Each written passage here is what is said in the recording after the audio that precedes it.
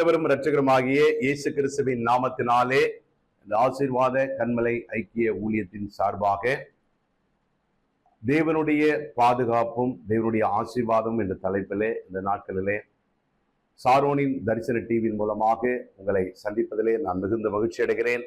கர்த்தர் உங்களை ஆசீர்வதிப்பாராக. பிரியமானவர்களே, சங்கீதக்காரன் தாவீது சொல்லுகிறது போல, என் பலனாகிய கர்த்தாவே உம்மில் அன்பு கூறுவேன். பாருங்க, ஒரு மனிதனுக்கு இந்த உலகத்துல பலன் என்று சொல்லி ஒவ்வொருவரும் ஒவ்வொரு காரியங்களை வைத்திருப்பார்கள். படித்தவர்களுக்கு அவருடைய கல்வி பலனாய் இருக்கிறது. ஐஸ்வர்யவான்களுக்கு அவருடைய ஐஸ்வர்யம் பலனாய் இருக்கிறது.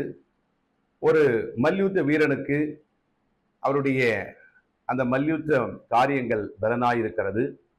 ஒரு சயின்டிஸ்டுக்கு, ஒரு விஞ்ஞானிக்கு அவருடைய அறிவு பலனாய் இருக்கிறது. ஒரு போர் சேவகனுக்கு அந்த யுத்தத்தில் அவன் செய்கிற காரியங்கள் பலனாய் இருக்கிறது. இப்படி ஒவ்வொருவருக்கும் கல்வியாளர்களுக்கு கல்வி பலனாய் இருக்கிறது. இப்படி ஒவ்வொருவருக்கும் அவர்கள் எது தனக்கு மேன்மையாய் இருக்கிறதோ, எது தனக்கு முக்கியமாய் இருக்கிறதோ, எது தனக்கு அதிகமாய் பயன்படுத்தப்படுகிறதோ அதன் மேலே அவர்கள் நம்பிக்கை வைக்கிறார்கள். ஆனால் இந்த சங்கீதக்காரன் தாவீது சொல்லும்போது, என் பலனாகிய கர்த்தாவே உம்மில் அன்பு கூறுவேன்.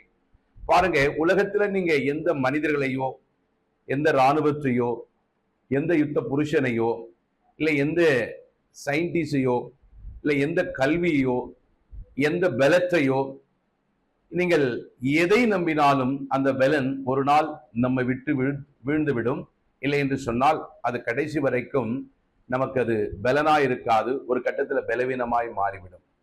அதனாலதான் வசனம் சொல்லுகிறது, குதிரை யுத்த நாளுக்கு ஆயத்தப்படுத்தப்படும், ஜெயமோ கர்த்தரால் வரும் என்று சொல்லப்படுகிறது. பிரியமானவர்களே, பாருங்க, நாம் நினைக்கிறோம் ஒரு யுத்தத்துக்கு போகிற பொழுது அந்த குதிரையினாலதான், ரதங்களினாலதான், அந்த பட்டயத்தினாலதான், அந்த போர் வீரர்களாலதான் அங்கே அவர்கள் ஜெயம் பெறுகிறார்கள் என்று நினைக்கிறோம். அல்ல, மாறாக கர்த்தர் நம்மோடு இருக்கிற பொழுது, அவர் நம்முடைய பலனாய் இருக்கிற பொழுது, அந்த பலத்துல மிகப்பெரிய ஒரு வல்லமையும் வார்த்தையும் ஒரு பாதுகாப்பும் வெளிப்படுத்துவதை பார்க்கலாம்.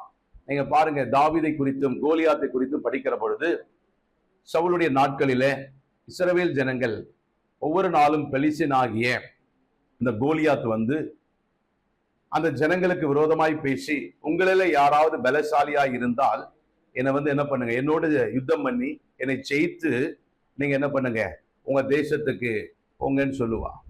அப்ப சவுலோடு இருந்தவர்களும், சவுலுடைய படைத்தளபதிகளும், இஸ்ரவேல் ஜனங்களும், எல்லா ஜனங்களும் என்ன பண்ணுவாங்க, அந்த பெலிஸ்தியனுக்கு, அந்த கோலியாத்துக்கு பயந்து இருப்பார்கள்.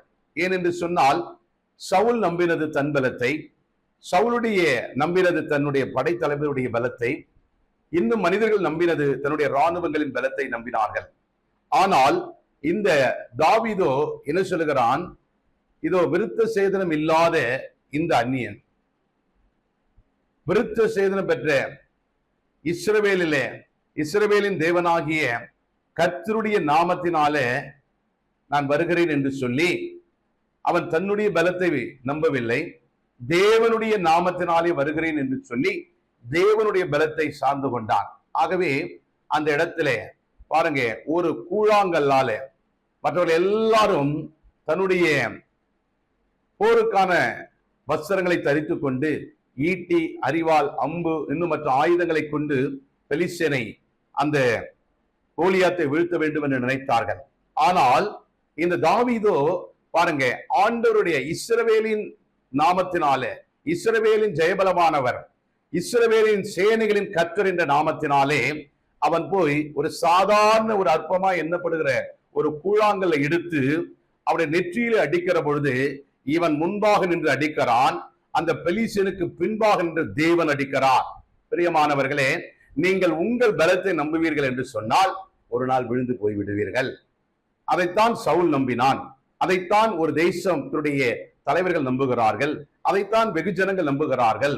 ஆனால் உங்களுடைய, என்னுடைய பலனாய் சேனைகளின் கர்த்தராகிய இஸ்ரவேலின் ஜெயபலமானவர், சேனைகளின் கர்த்தர், யுத்தத்தில் வல்லவராய் இருக்கிறவர், அவர்தான் நம்முடைய பலனாய் இருக்க வேண்டும்.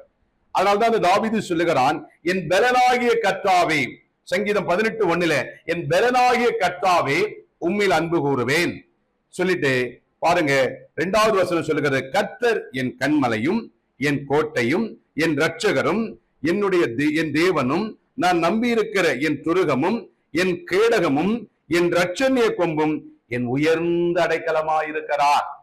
அப்ப அவன் வில்லையும் அம்பையும் இன்னும் பாத்தீங்கன்னா மத்த ஆயுதங்களையும் சர்வாயுதங்களையும் இன்னும் போர் வீரர்களுக்கான கவசங்களையும் அவன் நம்பவில்லை. அவன் போர் வீரர்களை நம்பவில்லை, ஜனங்களை நம்பவில்லை, குதிரையை நம்பவில்லை, ரதங்களை நம்பவில்லை.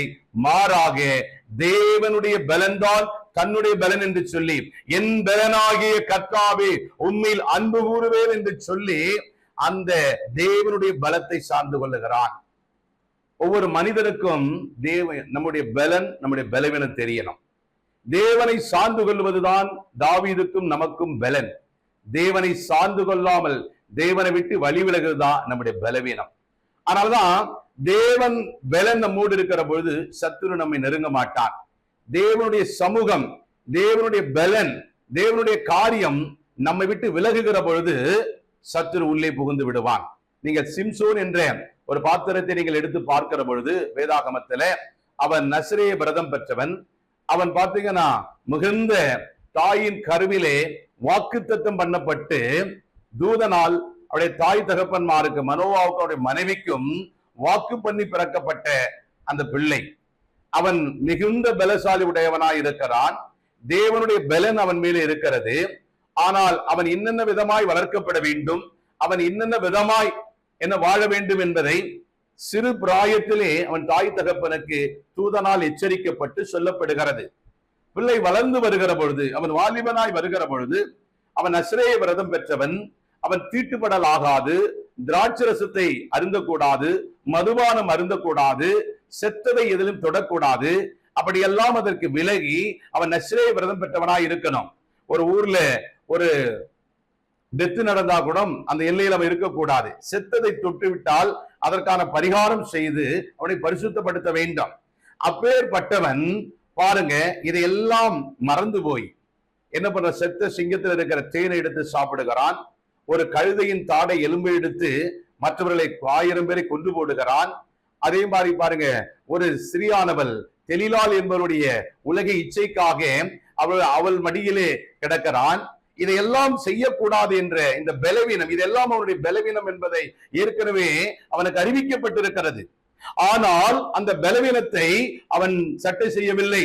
மாறாக தேவ பலனுக்கு மாறாக அவன் செய்கிற போது அவனுடைய பலன் எல்லாம் மாறிவிடுகிறது.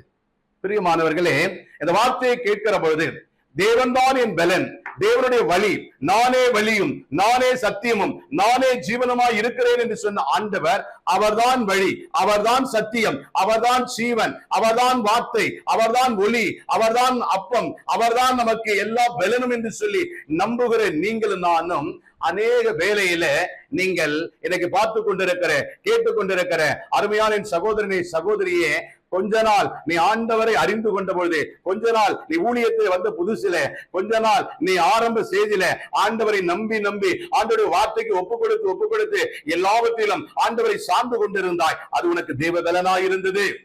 அதற்கு அடுத்து வளர வளர வளர இன்றைக்கு நீ வேலை செய்கிற துறைகளா இருக்கலாம், படிக்கிற படிப்பிலா இருக்கலாம், இல்லை செய்கிற ஊழியத்திலா இருக்கலாம், இல்லை உன் குடும்பத்தை நடத்துகிற காரியத்திலா இருக்கலாம், இல்லை ஆண்டவர் உனக்கு கொடுத்த ஒரு பெரிய மிகப்பெரிய பணித்தளமா இருக்கலாம்.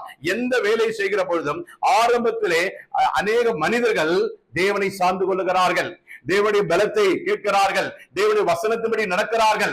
ஆனால் வர வர வர என்று என்ன ஆகிறார்கள், தன் சுயத்திலே தனக்கு தெரிந்த எக்ஸ்பீரியன்ஸிலே தனக்கு இருக்கிற பல வழிகளை கற்றுக்கொண்டு அதிலே அவர்கள் பிரவேசிக்கிற பொழுது, அந்த வழியாய் கடந்து போகிற பொழுது தேவ பலன் அவர்களை விட்டு விலகுகிறது.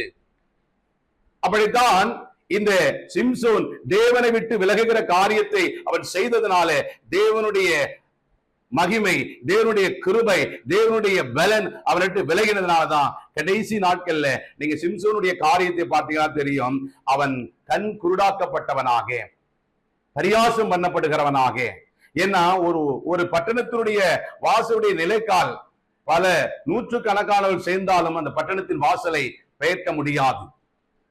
பெரிய கிரேன் எந்திரங்கள் வைத்துதான் அதை நாட்ட முடியும், அதை எடுக்க முடியும். ஆனா இவன் தன்னந்தனியாக சாதாரண ஒரு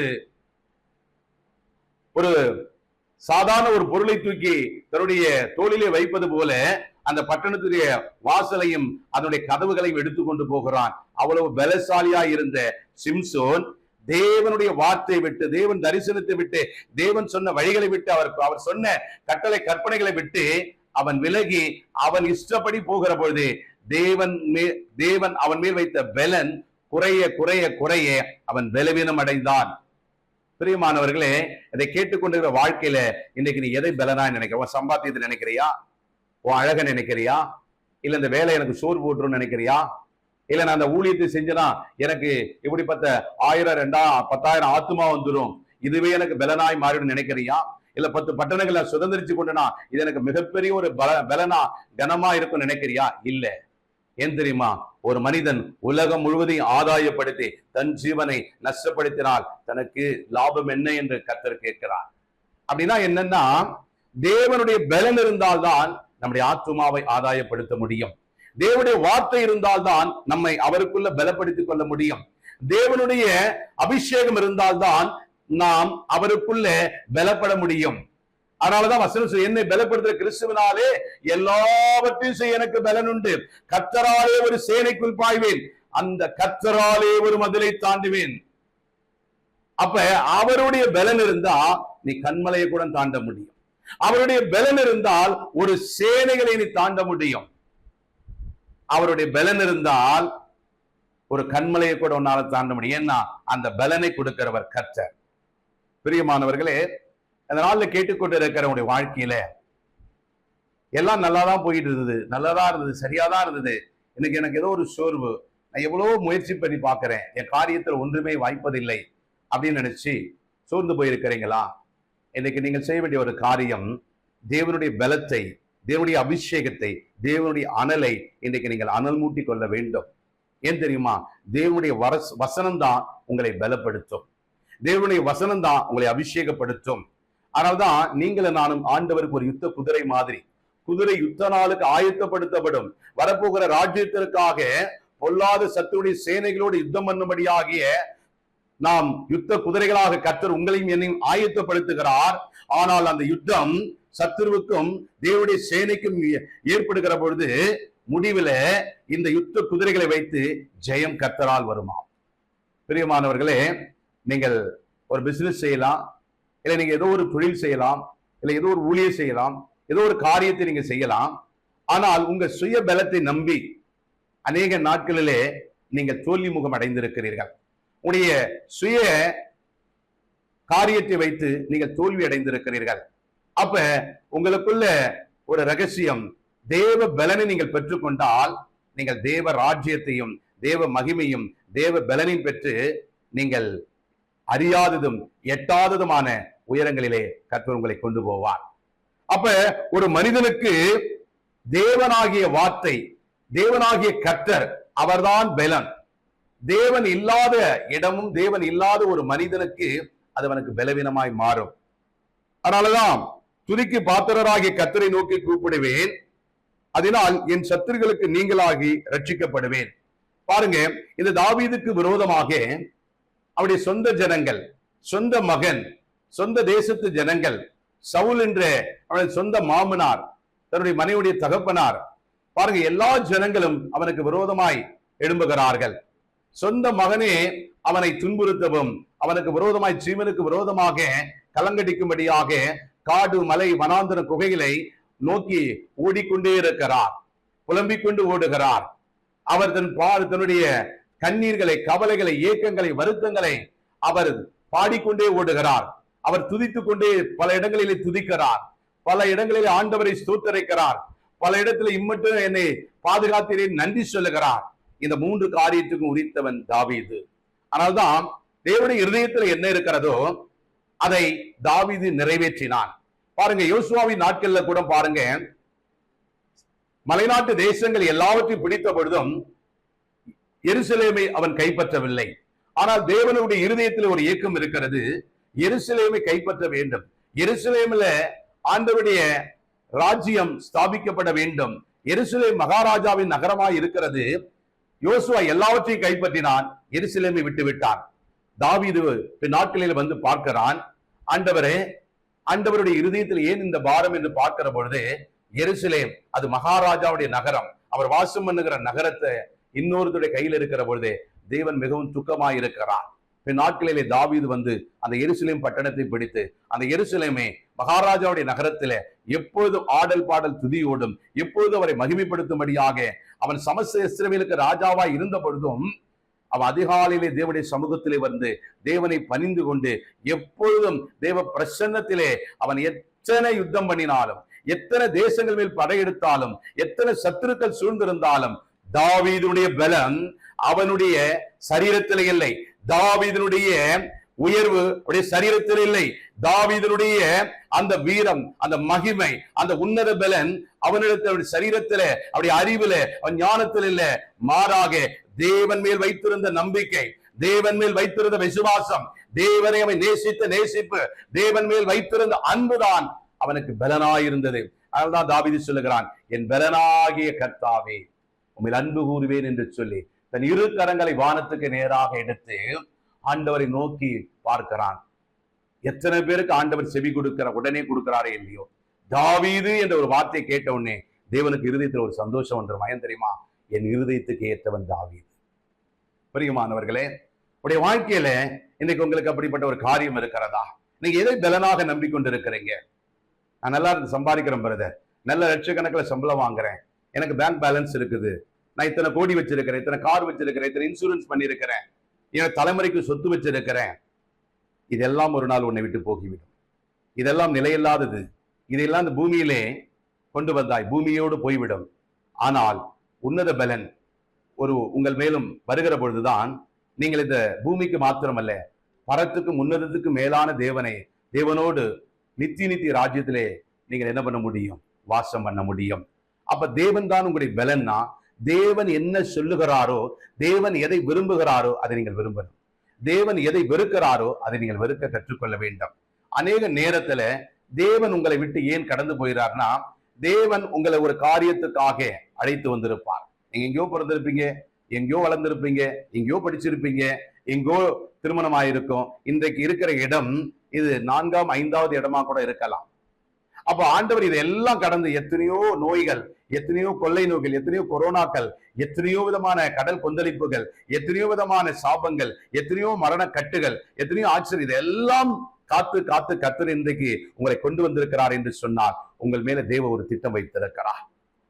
அப்ப இன்றைக்கு உங்கள் வழிகளை சிந்தித்து பாருங்கள், உன் நடையை சீர்தூக்கி பார், உன் வழியை போகிற ஓட்டத்தை நீ கொஞ்சம் நிதானித்து பார். எங்கே ஓடிக்கொண்டிருக்கிறாய்? நீ எதை பலனாய் ஏற்றுக்கொள்ளுகிறாய்? எதை நீ நம்பியிருக்கிறாய்? நாளைய பொழுது விடியும் என்று, இன்றைக்கு முடியும் என்று சொல்லி எதை நோக்கி நீ பிரயாணப்படுகிறாய்? அதுதான் உன் பலவீனம். ஒன்னே ஒண்ணுதான் உங்களுடைய பலன், தேவனாகிய கர்த்தர், தேவனாகிய கர்த்தருடைய வார்த்தை, தேவனாகிய வழிநடத்துதல். அவர் முன்னே போனார்னா நீ அவர் கரத்தை பிடித்து பின்னே போனா பரலோகத்துல கொண்டு போய் அவர் உன்னை கைப்பிடித்து கொண்டு போகிறவர் என்ன பண்ணுவாராம்? கடைசி வரைக்கும் கைவிடாம, இதுக்கு மத்தியில உபத்திரவங்கள், போராட்டங்கள், மரணங்கள், வியாதிகள் எத்தனையோ வந்தாலும் அதையெல்லாம் கடந்து கடந்து கடந்து கண்மலையிலே நிறுத்துகிற ஆண்டவர் கரம் பிடித்து உன்னை அவருடைய ராஜ்யத்திலே சேர்த்து விடுவார். மாறாக நீ உன்னுடைய சொந்த காரியத்தையோ, பணத்தையோ, பரிதானத்தையோ, பதவியையோ, உன்னுடைய சுய மாம்ச பலத்தையோ, இல்ல என் உறவுகள் என்று சொல்லி உன் உறவுகளின் பலத்தை நம்பியோ, உன்னுடைய ஊழியத்தையோ, இல்ல ஐஸ்வர்யத்தையோ, பேர் பிரஸ்தாபத்தையோ, அதுதான் எனக்கு பலன், அதுதான் எனக்கு நல்ல ஒரு ஸ்ட்ரென்த், இல்ல நீ சாப்பிடுகிற ஆகாரத்தையோ, இல்ல உனக்கு இருக்கிற சுற்றும் சூழ்நிலையும் வசதி வாய்ப்புகளை, இதான் கம்ஃபர்ட் ஜோன், இதுதான் என்னுடைய பலன் அப்படின்னு நினைச்சினா இதெல்லாம் ஒரு மாயை. ஒரு நாள் காலையில பூத்து மாலையிலே மடிகிற புல்லை போல உலர்ந்து போகும், மேகத்தை போல கலைந்து போகும், மின்னலை போல தோன்றி மறைந்து போய்விடும். ஆனால் தேவ பலனோ உன்னை என்னாலும் நடத்தும். ஆகவே நீ விழுந்து விழுந்து எழுந்திருக்கிறாய் என்று சொன்னால் நீ தேவனை விட்டு விட்டு விழுந்து விழுந்து எழுந்து கொண்டே இருக்கிறாய். தாவீது சொல்லுகிறான், கர்த்தாவே என் பலனாகிய கர்த்தாவே உன்னை அன்பு கூறுவேன். அப்ப தேவனுடைய பலன் வர வேண்டும் என்று சொன்னால் வரும் சர்வாயுதங்களை தரித்துக் கொள்ள எல்லா நாளும் நாம் யுத்தத்துக்கு போவதில்லை. ஆவிக்குரிய யுத்தம் இருக்கிறது, மாம்சத்துக்குரிய யுத்தம் இருக்கிறது. அப்ப மாம்சத்துக்குரிய உலக போராட்டத்துக்கு வீரர்கள் போகிற பொழுது அதற்கான போர்க்களத்துக்கான சர்வாயத்தை தரித்துக் கொள்வார்கள். ஆனால் தேவனுடைய பிள்ளைகள் ஒவ்வொரு நாளும் ஆவிக்குரிய யுத்தம் செய்ய வேண்டும். அப்ப ஆவிக்குரிய யுத்தம் செய்ய வேண்டும் என்று சொன்னால் ஆவியானுடைய கட்டுப்பாட்டுக்குள்ள நீங்கள் இருக்க வேண்டும், ஆவியானுடைய வழிநடத்தல்படி இருக்க வேண்டும். பாவத்தை கண்டு நீதியை குறித்து பிரசங்கிக்கிற ஆவியானவர் உனக்கு சொல்லுகிற பொழுது பாவத்தை விட்டு நீ விலக பழக வேண்டும். நீதியை குறித்து பிரசங்கிக்கணும், இயேசு கிறிஸ்துவை குறித்து, வரப்போகிற ராஜ்யத்தை குறித்து, அவருடைய மகிமையை குறித்து, பரலோகத்தை குறித்து, நரகத்தை குறித்து, நியாய தீர்ப்பை குறித்து நீங்கள் பிரசங்கித்துக் கொண்டிருக்க வேண்டும். தேவனுடைய ராஜ்யத்தை கொண்டு போக வேண்டும். அவருடைய பலன், அவருடைய வார்த்தை தான் நம்முடைய பலன். அப்ப யாரெல்லாம் அவருடைய சமூகத்திலிருந்து அவருடைய வார்த்தையை பெற்றுக் கொண்டுகிறார்களோ அவருக்கு தேவனுடைய உன்னத பலன் உண்டாகும். அதனால்தான் இந்த இடத்திலே என் பலனாகிய கர்த்தாவே உம்மில் அன்பு கூறுவேன் என்று சொல்லுகிறான். இப்படிப்பட்ட தாவீதுக்கு இவர்கள் எல்லாம் எதிரிகள், பொல்லாத மனிதர்கள் விரோதமாய் எழும்புகிறார்கள்.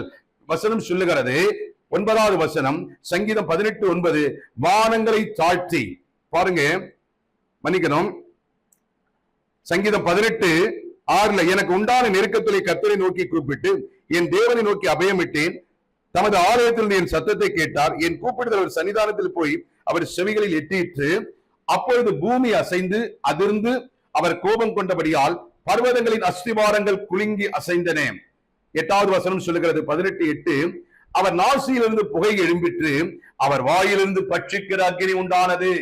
கர்த்தருடைய நாமத்துக்கு மகிமை உண்டாவதாக. பாருங்க, ஒரு சாதாரண மனிதன் தாவீது வானத்தை தாழ்த்தி இறங்குகிறார்.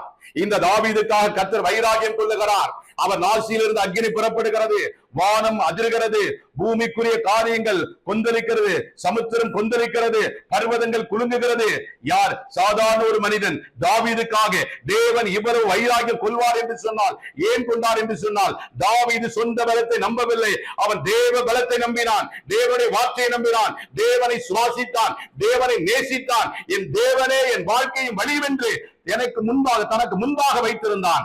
அதனால்தான் அவனுக்கு தேவன் பலனாக இருந்தார், அவருக்கு கேடயமாயிருந்தார், அவனுக்கு ஆண்டவர் இரட்சகராயிருந்தார், அவனுக்கு யுத்த வீரராயிருந்தார், அவனுக்கு சுற்றிலும் பாதுகாப்பு கவசமாயிருந்தார் என்று சொன்னால் தேவன் மீது தாவீது வைத்திருந்த வைராகியமான அன்பு.